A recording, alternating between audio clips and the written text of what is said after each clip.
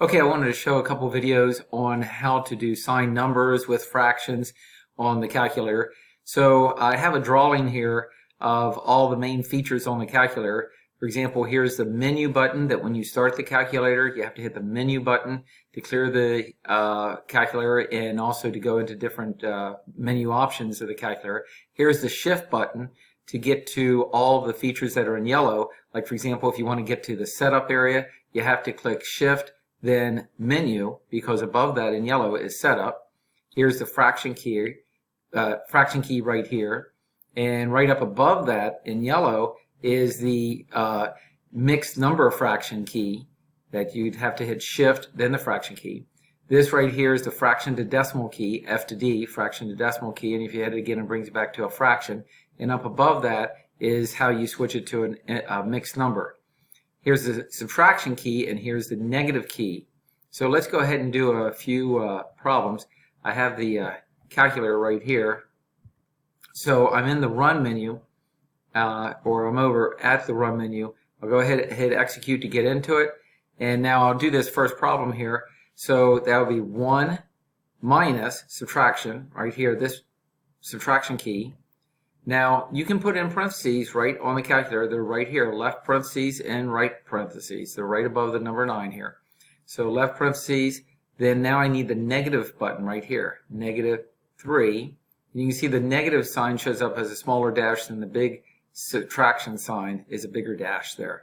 Close that parentheses, hit execute, and that's the right answer because when you're subtracting a negative, that's the same as adding, and 1 plus 3 is 4. So that is the right answer. Let's do a more complicated question now. Here is here's a problem with mixed numbers and so on. So let's go ahead and do this problem. Now, I see that I'm dealing with fractions, and I like to deal with fractions in the display menu where it looks like a fraction. Instead of having something like -2, fraction key, fraction key, and we see where the fraction key looks like this slant. And you can enter it like that, 3, fraction key, 4. That means -2 3/4. Well, instead of that, I'm going to go into the setup, and I'm going to do shift menu to get in the setup and change the setup as math right here. The input mode, instead of being linear, change it to math. Right there, just click that, or click F1. Hit execute. And now, when I type something in, so it will look like a fraction. Now you have to do the formatting first. So to get this format right here of a mixed number, that's above the fraction key. So you do shift, fraction key, and now you have a place to put in those numbers. So the first one is -2. Then you use your arrow keys to arrow to where you need to be. So here I'm up in the numerator, so I'll type in the 3, arrow down and put in the denominator, which is 4, arrow across. So I'm back up into the main line right here, and now I'm going to type subtract. That's this, subtract. And now I need the fraction look again. So let me do shift and the fraction key.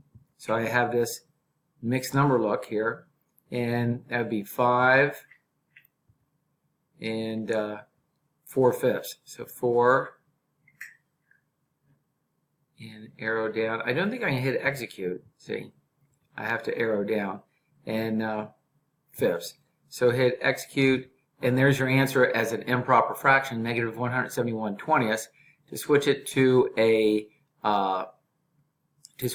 mixed number, hit shift and the F to D button, and that gives it as a mixed number, -8 and 11/20. If you want a decimal, just hit the F to D button, -8.55. So there's that. And again, you can do this without shifting the menu so that it looks like a fraction, but it's nice to have it in this format right here. A lot of people, when they see a mess like this, a numerator and a denominator, they want to work out the top, get an answer, work out the bottom, and get an answer. Like some people might just type in the 1 plus 3 times 4 on the calculator and then do the bottom. But really, you can do the whole thing on the calculator, so there's really no need to do it into pieces. So, and also, a lot of people might think, oh, I don't need a calculator to do this problem. They say 1 plus 3 is 4, 4 times 4 is 16, but it's not. you have to do order of operations here. Like, for example, 3 times 4 is 12, 12 plus 1 is 13. And the calculator knows the order of operations. If you type in to the calculator 1 plus 3 times, this is right here, times 4, you'll get 13 because the calculator does the 3 times 4 first, then it adds the 1. So 13 is the right answer to the top. But you don't have to do the numerator then the denominator. You can do the whole thing. You can either do it with the fraction key or you can do it with the division key. If you use the division key, you have to put parentheses around the top and bottom. That's also true if you don't switch the format over to this math input format, like this right here that I'm talking about, where it's the input mode is math.